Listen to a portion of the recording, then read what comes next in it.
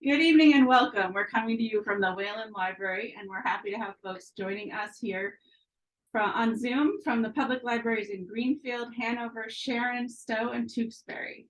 And tonight we are excited to learn about Minecraft from Julian Butcher, who is on our circulation staff here, and he has a great deal of experience playing Minecraft and other video games.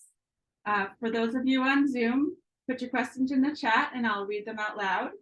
And we are recording this program for our YouTube page and for our local cable access station, and you'll all get a link to the recording afterwards.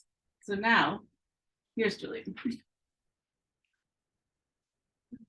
All right, can everyone hear me this time? Let me make sure. Give it a few seconds. Testing.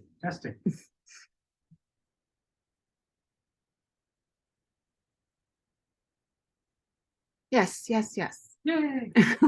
I appreciate folks joining us online. I appreciate folks joining us here in the library tonight.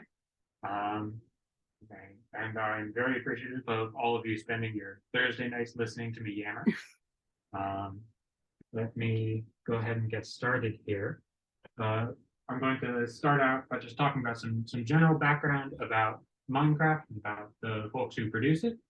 I'll talk a little bit about how it plays. This is not a how-to or an instructional. This is much more about making sure that the folks who have heard bits and pieces about Minecraft, especially third hand or from their kids or grandkids, can learn a little bit about what it is that these people that are dear to them are actually talking about.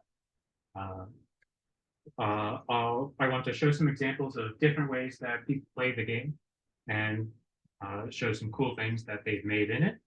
I'll give you some practical details about that might be significant if you are considering whether you want to purchase Minecraft for your kids, if they're trying to persuade you into that, the distinctions between different editions of the game, what it means to mod the game, and some practical tips for internet safety and online gaming. As well as some resources for some family-friendly Minecraft content creators that you and yours might enjoy watching. As Courtney said, if you're watching on Zoom, feel free to type your questions in chat, and Courtney can relay them as they become relevant. If you have clarifying questions, I can try and answer them as they come up. More general stuff you can save towards the end.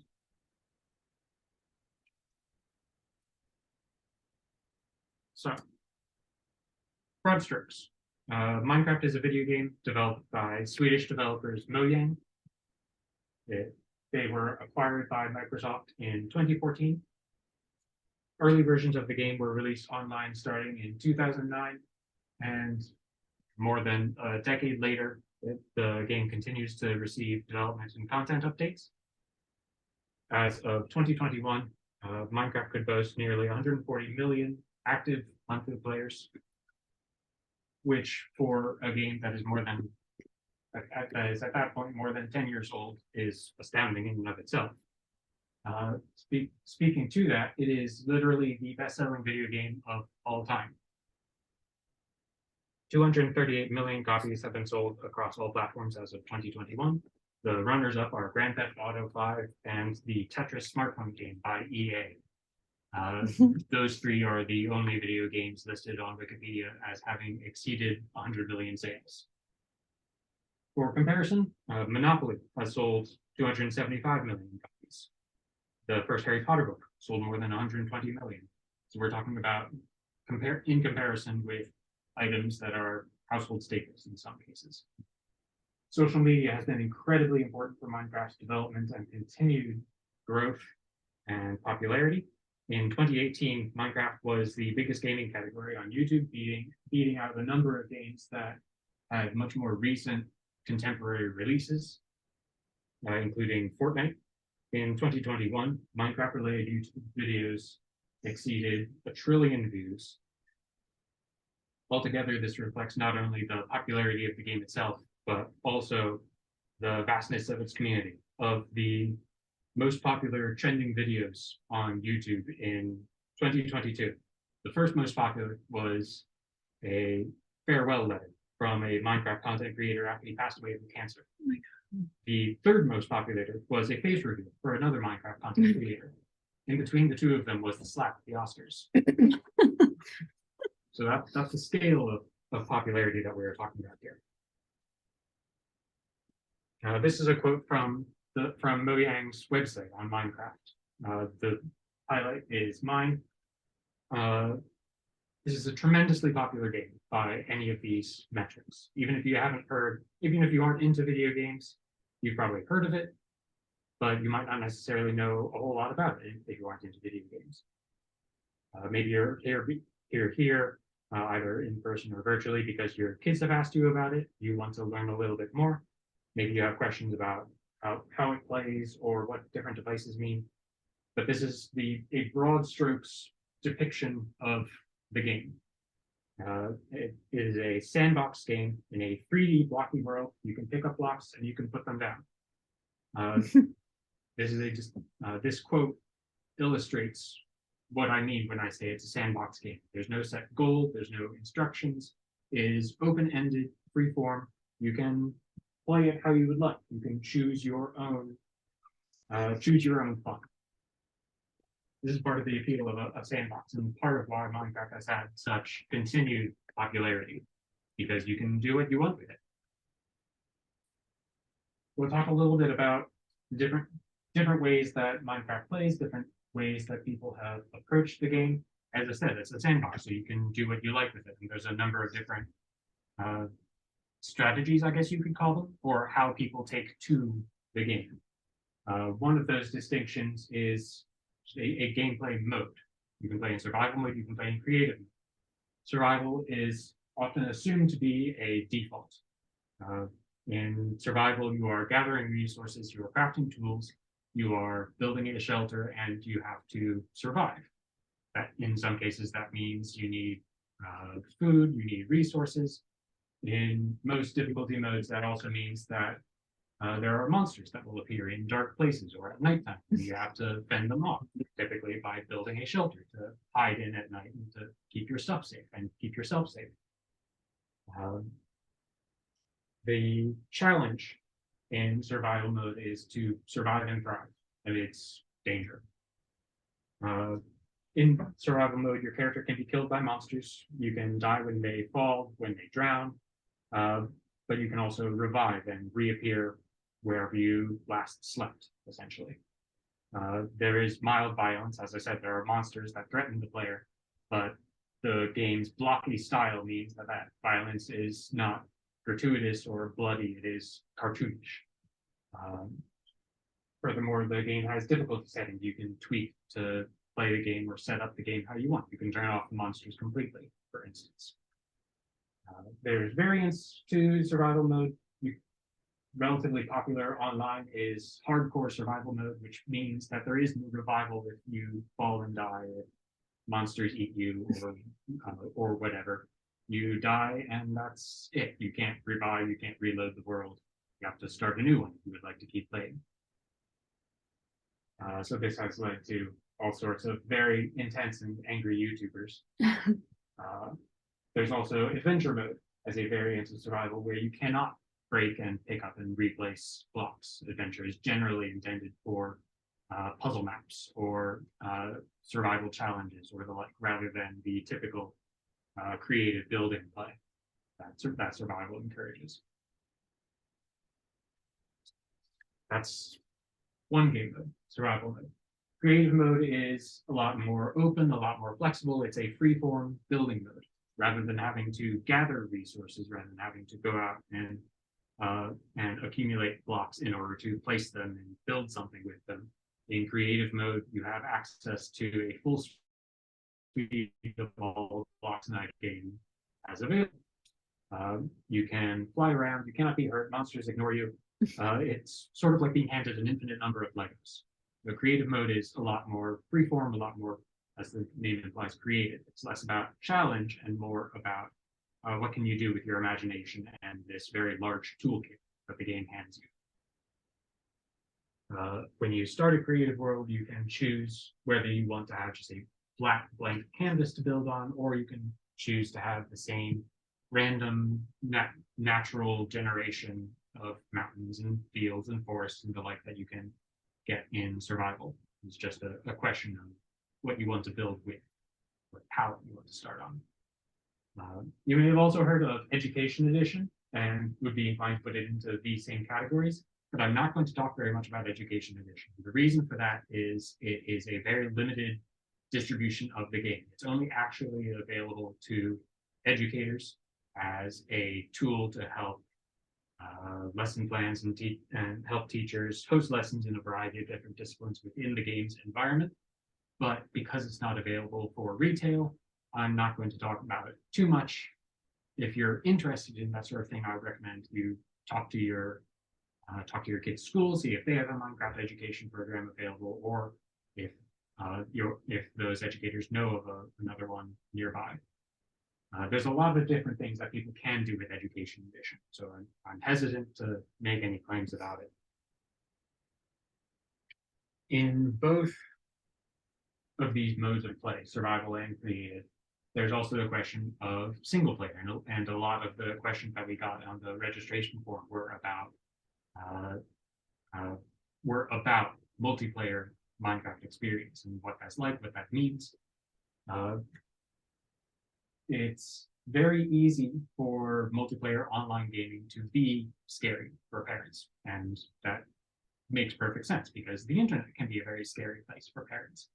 But there's a lot of different things that multiplayer gaming can mean and that multiplayer Minecraft can mean. So I want to be clear about that. Multiplayer can mean a lot of different things. That can mean playing Minecraft side by side on the couch, parents and kids together playing on the same Minecraft world, building something together, or playing or doing something else within the game environment together. It can mean playing Minecraft on a private server that only you and a few specific friends have access to, a specific hangout that's just for you and yours. Or that can mean an open public server that anyone has access to playing the game. On those public servers, it's in the best interest of the players and of the server hosts to moderate that environment. And there are tools that the developers have put into the game to support that. And we can talk a little bit more about details of safety in that environment later. But there's a bunch of different ways to play, either single player and multiplayer, in both survival and creative mode. There's not a correct way to do it, just like there isn't a correct choice between survival or creative. It's a sandbox game. You can do what you want with it. If you want to play by yourself, that's awesome. If you want to play with some friends, that's awesome as well. All right. Sorry, Julian, there's a couple questions about all these settings. Can parents block or choose the modes of the game for their children? And is that limited to just the Switch or playing online? That's a great question. And yes, absolutely. There are parental controls, and we'll talk a little bit more about those in detail later. But yes, there are ways for a parent account on Minecraft to set up the game settings or to configure how multiplayer can. Thank you. So I've talked a little bit about how Minecraft plays. I want to spend some time showing a small cross-section of some cool things that people have made and different ways that people play Minecraft and what they share online. Because as I said, YouTube is a significant portion of the Minecraft community. People will share neat things, neat ideas, cool things that they've made on YouTube, small creators and big creators alike. So I just want to illustrate a couple of examples of here's some cool things that you can do with Minecraft that might not necessarily be intuitive and might make a little more concrete these abstract ideas that I'm talking about when I say this is how you can play the game. So these are just some sculptural trees that were created by YouTuber Megray. Some of these trees are made from wood and leaf blocks that you can pick up and place in the game. Some of them are from more creative materials, ice and snow and stone and weird rocks for a more creative and unique look. From the same YouTuber Megray, This is from a tutorial for designing this statue or things like it. In this tutorial, Meg Ray talks about a sculptural process that she uses for getting profile, for getting shape, for getting an organic figure in a dynamic pose. And there's a whole lot of Minecraft YouTube videos that are instruction guides for making something specific or for building in a particular style. Now, looking at examples going forward, I would like to take a second to acknowledge that when you're playing the game, the player is 2 blocks high, 2 meters or so. And you pick up and place blocks one at a time in survival. You need to get special tools in order to pick up and place things. In creative mode, there's some tools that you have access to do certain things in bulk, but this is the scale of the player to some of these builds. Just want to take a second to acknowledge that because some of these are very big builds. So a huge portion of Minecraft builds that are shared online are for houses or are architectural in nature. So we've got some cottages, some castles are very, very popular. Some people are sharing 2-scale recreations of historic monuments from all over the world. Some people are less interested in buildings and are more interested in landscapes. So this is from Kansu, who was inspired by the Andes of her native Chile. This is actually from the Minecraft website. They do interviews with content creators that they stumble across that create cool things that are contributing to the community. And Moyang interviewed Kansu talking about her inspiration and techniques that she uses for landscaping, terraforming projects like this, especially at this sort of scale. Kansu and people like her tend to incorporate 3D design software to lay a foundation that they can build on in greater detail, rather than just building entire mountains block by block, meter by meter. That gives them a starting point, a more reasonable starting point. They can incorporate the 3D design software into the game and then go from there for the detail work.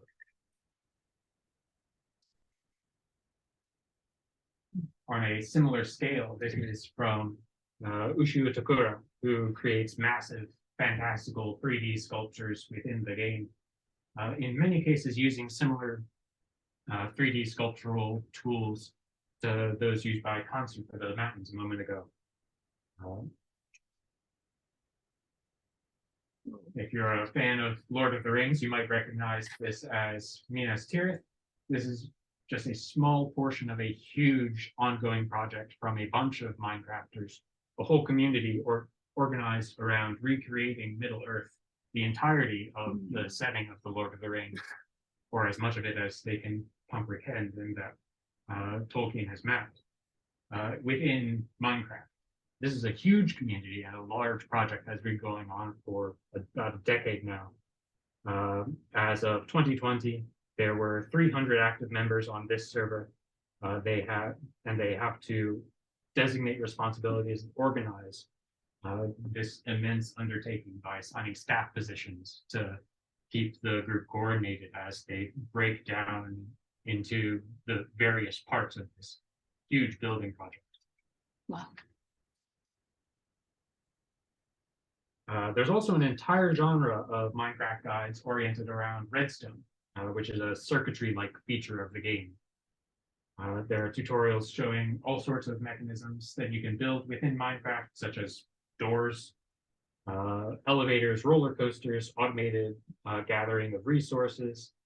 This is a short video from Mumbo Jumbo, who is one of the more popular Minecraft exclusive YouTubers, who's known to showcase and experiment all sorts of different contraptions, such as all of these doors that are just remotely triggered by stepping on pressure plates or opening chests.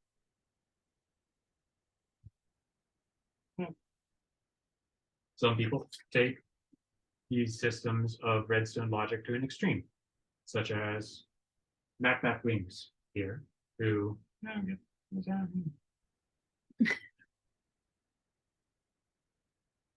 Map Wings, who created a calculator.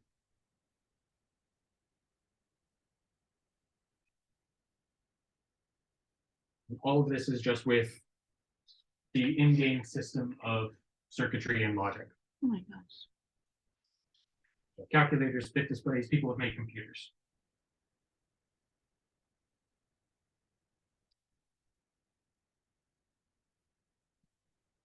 This is a trailer for the Minecraft Championships, which is a monthly tournament of teams of Minecraft streamers from all over the world. They compete in a variety of mini games, games that are built within the game of Minecraft.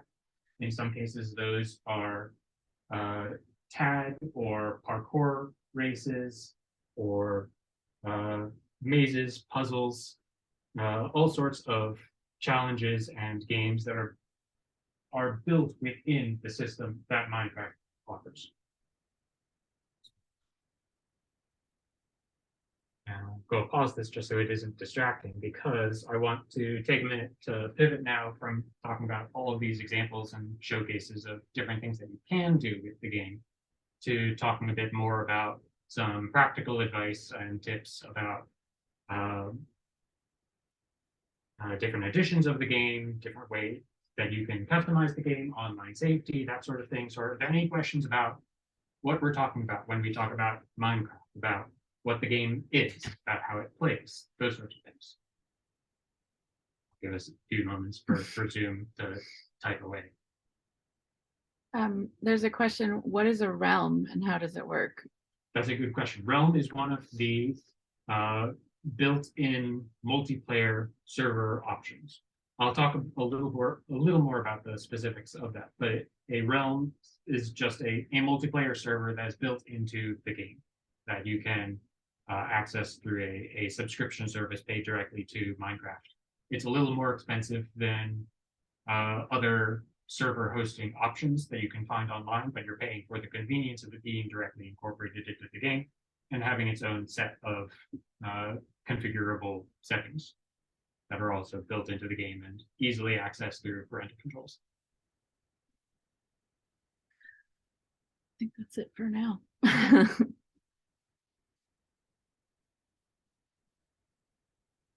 Okay.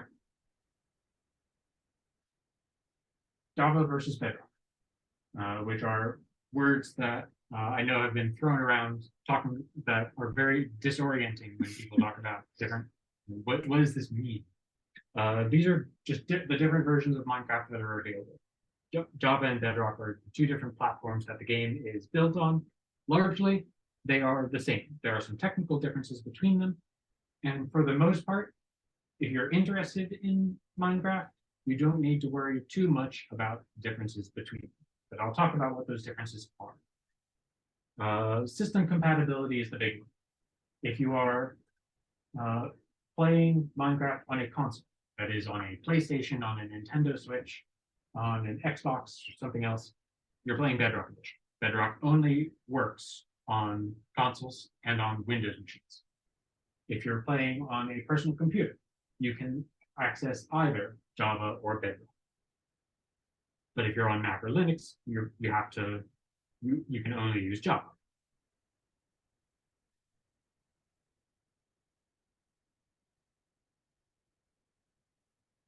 The next point here is about the Minecraft Marketplace, which is built into Bedrock, and offers access to some adventure and minigame maps, some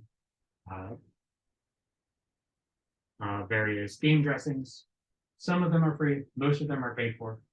Correspondingly, only Java has access to modding of the game. For the most part, those two are describing some of the same ideas. The marketplace is a curated environment for customizing the game or for finding maps that you might want to try out. Modding is a lot more freeform and requires a little more technical know-how. But if you're interested in modding, then only Java has access to it. It's not supported on Bedrock. Both editions have various options for multiplayer. Both editions, as of actually as of just last month or so, have access to the same sets of parental controls. Both of those parental controls are available through an Xbox account, which is required, or through a Microsoft account, which can be the same thing as an Xbox account.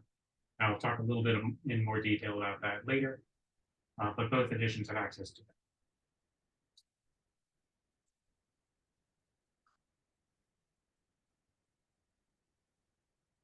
The broad strokes.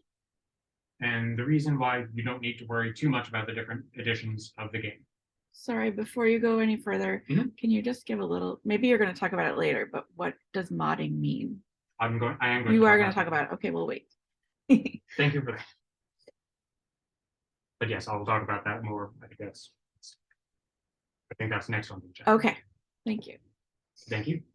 Broad strokes. If you're playing the game on a console, then you're playing on bedrock. You don't get a choice in the matter. If you're buying Minecraft through the Nintendo eShop or through the Xbox Game Store, the edition of the game you're getting is bedrock, so it doesn't matter. If you're buying Minecraft on a personal computer, you're getting both editions of the game. You can choose later which one might be more relevant to you based on some of the stuff that we'll talk about a little bit later. If you're interested in modding, then you're interested in Java because Bedrock doesn't support it. But again, you don't need to decide between the two because for one way or another, the decision is made for you at acquisition.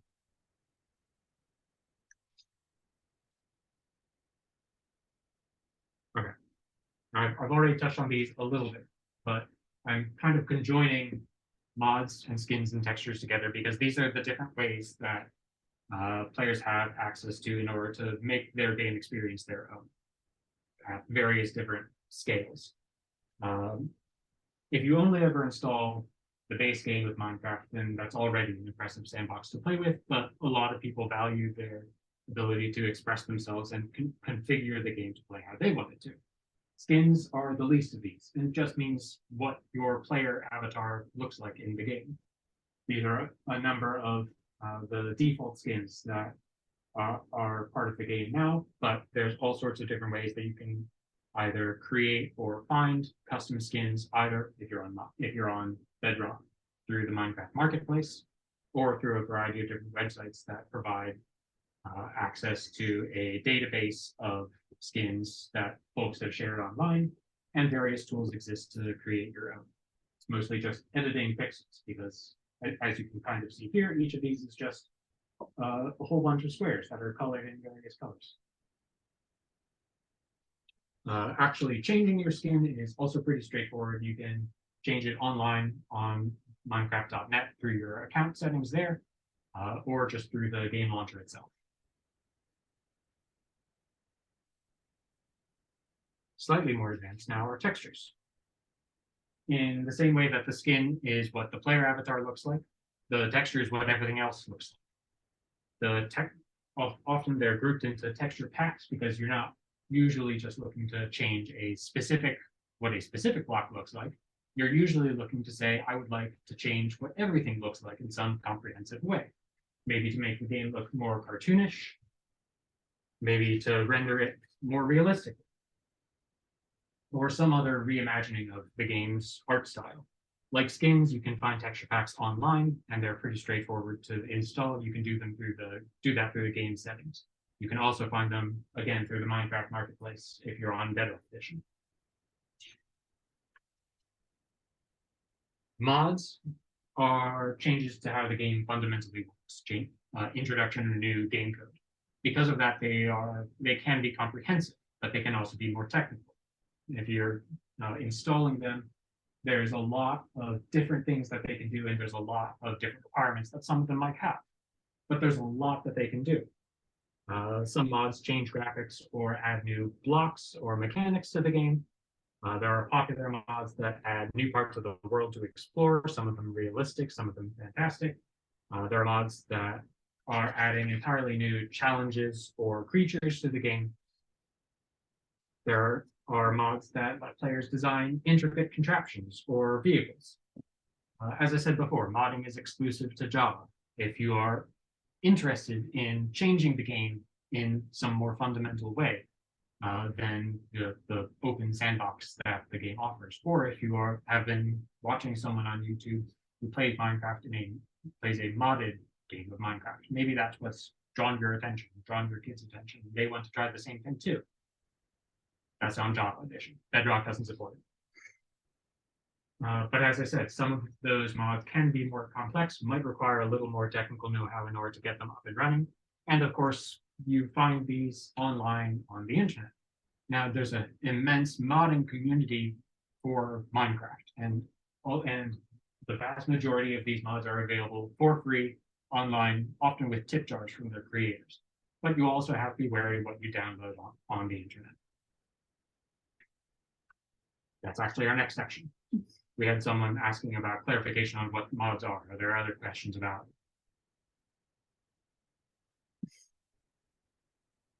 I'm sorry, I have a question. What's up? With mods, do you need to know a certain language in order to make something? The most fundamental game code is in the Java programming.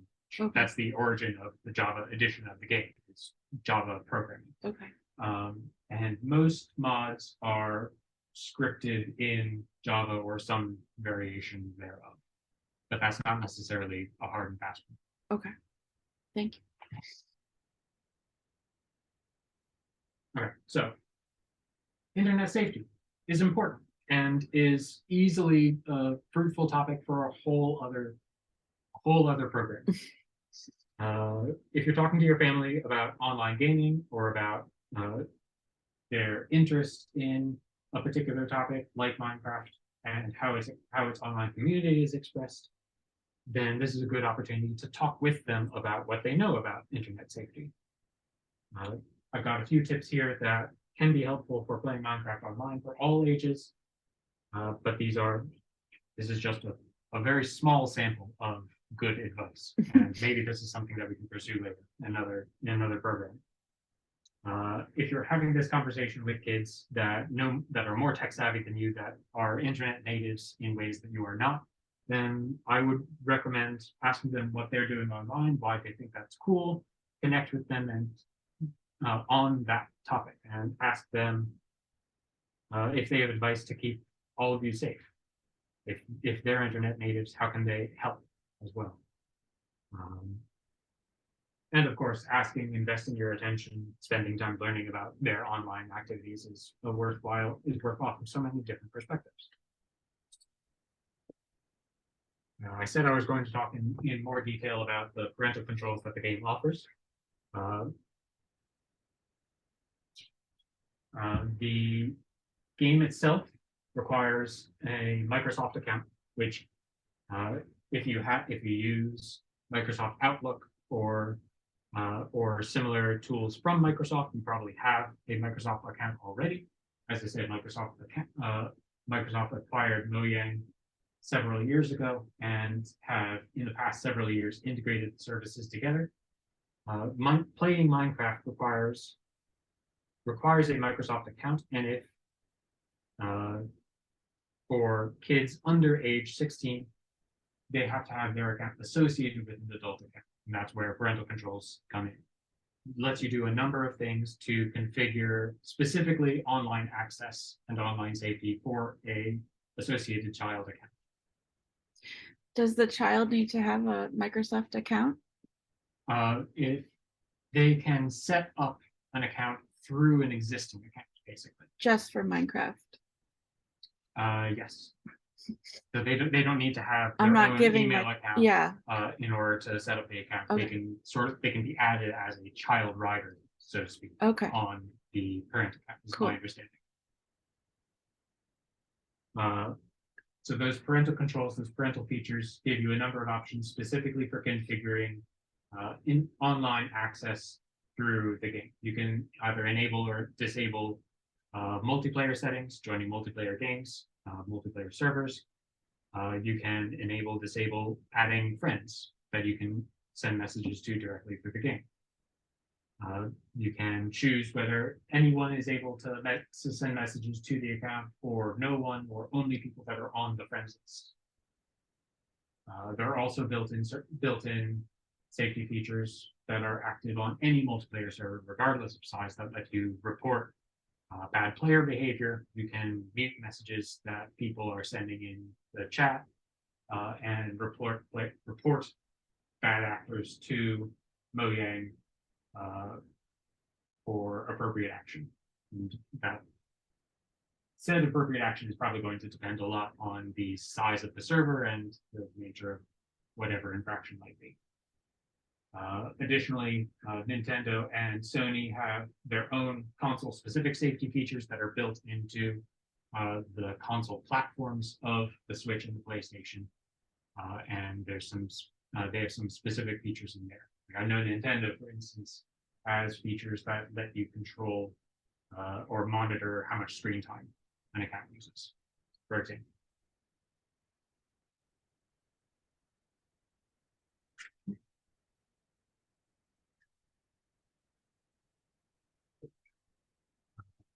Some general tips that are always going to be useful.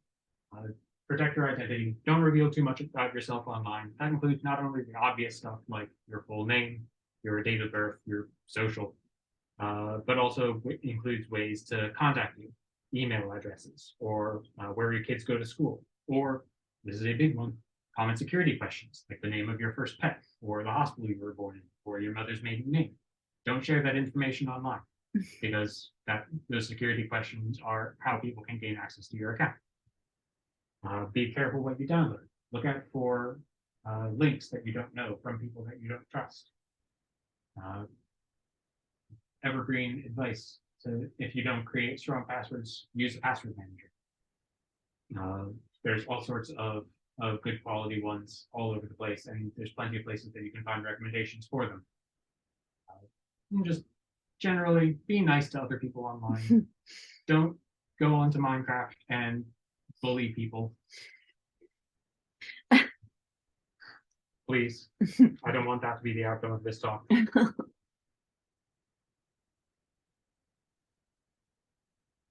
I've got a few resources that might be helpful. There's some tips here, some links that might be helpful if you are interested in either finding a host for a Minecraft multiplayer server or conceivably setting up your own, as well as reliable places where skins, mods, resource packs, and the like are uploaded online if you are on Java and you don't have access to the Minecraft Marketplace. I found a couple of books at a suggestion of one of the folks who registered who was interested in books that might be relevant on the topic. None of these are specifically about Minecraft, but are more generally about a parental perspective on children and games, children and the internet, that sort of thing. There's 6 copies of them in total in the library network, so good luck. And some folks that I might recommend watching that are generally family friendly. Hermitcraft is a big community that is very, very popular and has a whole lot of people within it. You can check out a whole bunch of different contributors to Hermitcraft and just see which of them you like, which of them you whose humor you appreciate, or who play the game in a way that you find interesting. There's a whole lot of them, and all of them are lovely, lovely people. For the most part, they are playing together on a server together, and are mostly doing big building projects and storytelling and practical jokes. Right now, every single one of the hermits is playing a massive minigame dungeon crawler that one of the hermits made entirely within Survival Minecraft. It's a mammoth project that is fascinating to watch. Minecraft Championships I brought up earlier as a preeminent place to watch Minecraft content creators play all sorts of different mini games. It's a whole lot of Minecraft streamers that streams online on Twitch on a monthly basis in friendly competitive mini games, and some specific suggestions of Minecraft YouTubers that in general are family friendly, and a lot of them play games other than Minecraft or do variety streams as well that you might find interesting. I can make a copy of my notes and these slides available. I might be able to just attach that to the recording when that email goes out. And if you have any specific questions, then you will also have my contact information in that. What specific questions can I help answer?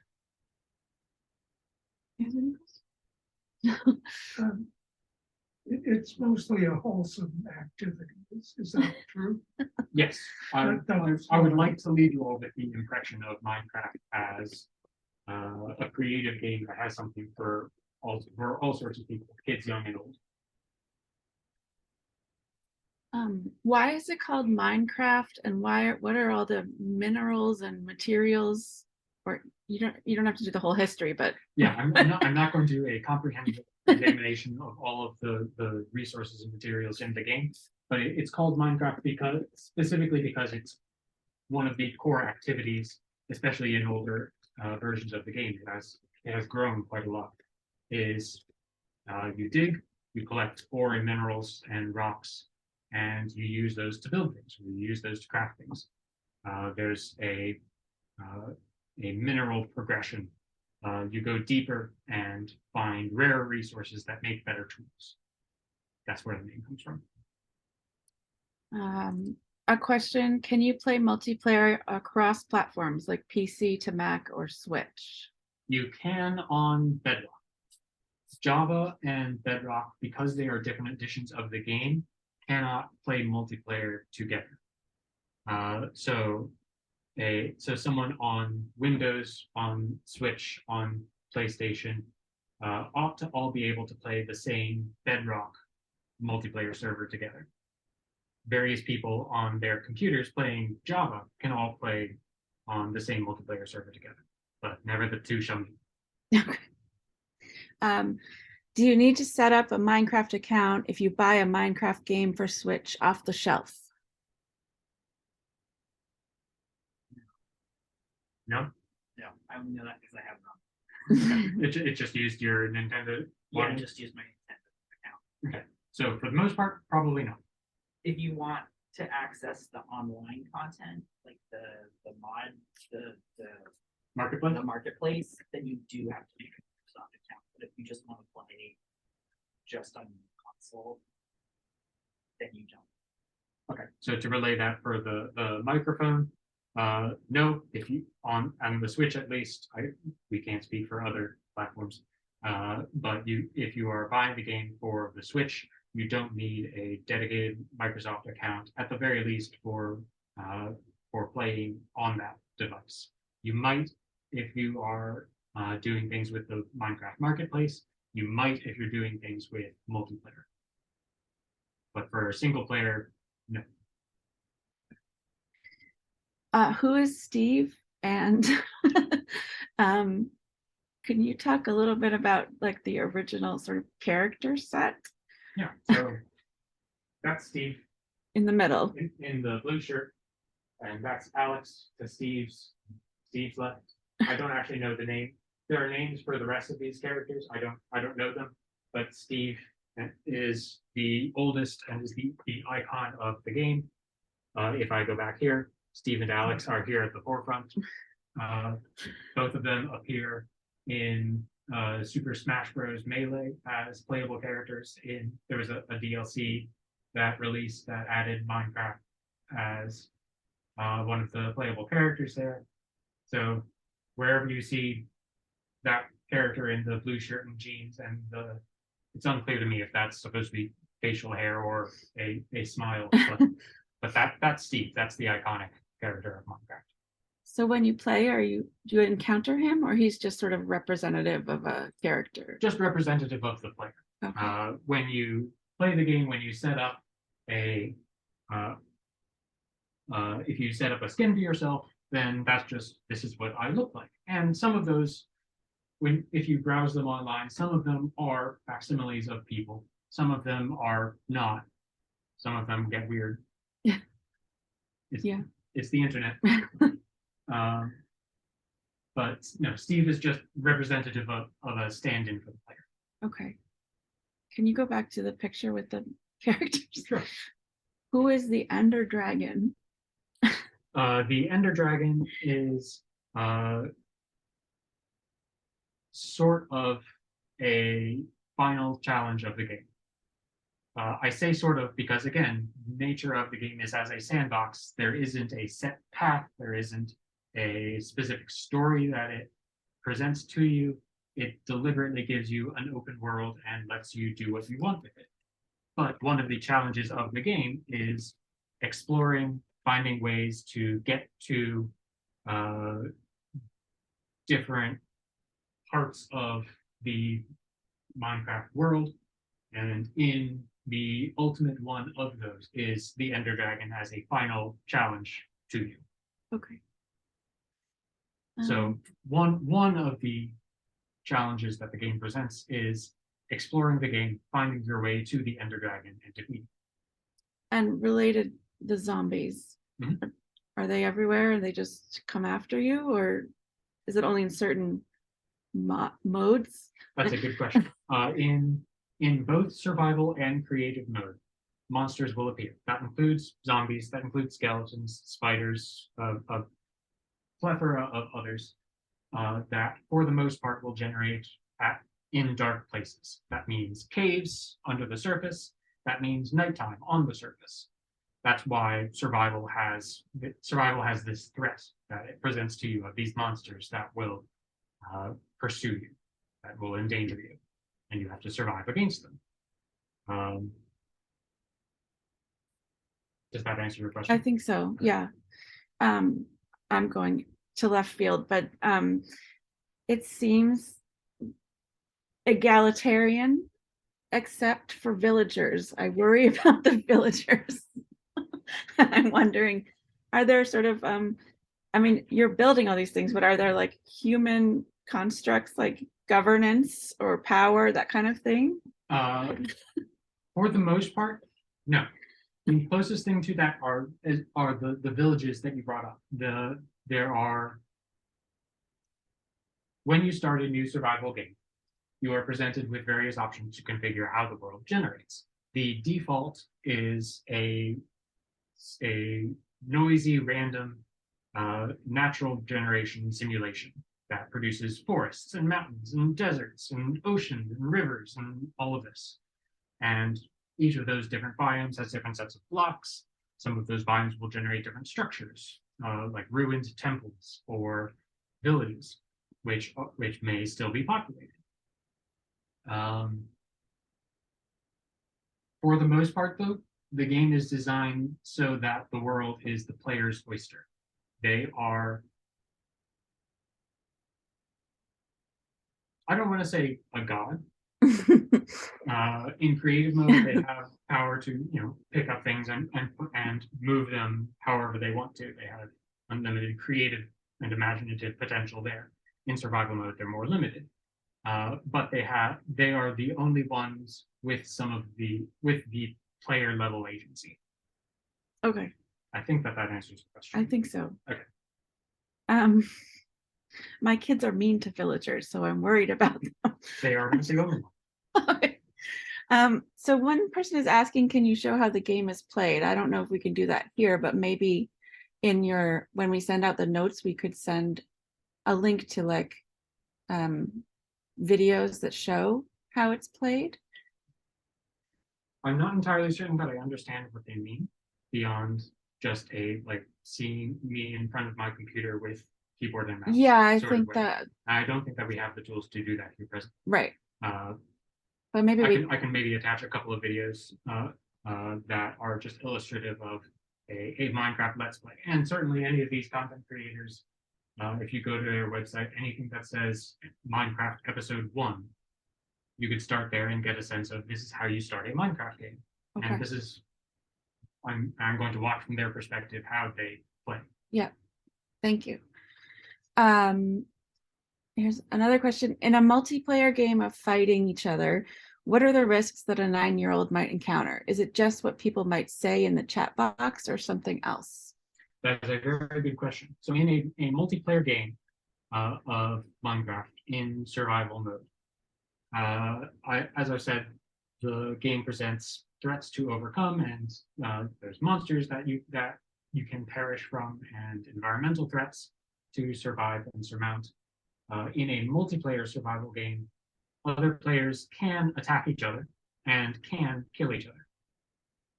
But they can also work together. They can also collaborate. They can share resources. They can engage in building projects together. And for the most part, Hermitcraft is very representative of that. It can be competitive at times, and that's just a choice that the people on the server make, either collectively or not, depending on whatever the power structure of the server is. For a 9-year-old, I would perhaps recommend, rather than joining an open public server, creating a private server that's just for a couple of friends. Right? That way, if they do decide that they would like to play each other, they're doing so as friends. That's a decision that they are making as part of their fun together, as opposed to a public server where there's, of course, the danger of someone deciding that their fun will come at someone else's expense. Yeah, a friend of ours invited us to a server. I have 8-year-olds, and sent us a Google Doc with their rules. So we couldn't knock down any of their buildings, and we couldn't attack each other. And that was really interesting. So you have to negotiate that. In some cases, yeah. And certainly for servers of a certain size, it is worth having a certain degree of moderation for everyone's fun, not rules that are saying you can't do these things because we don't want you to have fun. But this is the social contract that we are agreeing to so that everyone can have fun. Great. Any more questions? If no one has any more questions, I have one important one. Can you talk about the librarian and their role in the game? I hear they give out emeralds. I talked about villages a little bit ago. One of the interactions that players can have with librarians or with villagers generally is villagers can trade resources with the player using emeralds as a currency. Librarians, for instance, will offer you magic enchantments in exchange for emeralds, and will also buy paper in order to produce more books. Cool. They can also sell you lanterns and glass and bookshelves and various other items. But one of the biggest things that they offer, mechanically speaking, is magic enchantments. Cool. All right. Just give one more chance for anyone to ask any more questions. And again, if folks think of questions later, I can attach these slides to the recording email, and folks can send me questions immediately. All right. I think we're good, and I want to thank you so much, Julian, for this presentation, and thanks everyone for coming, and you'll be hearing more from us soon. Thank you.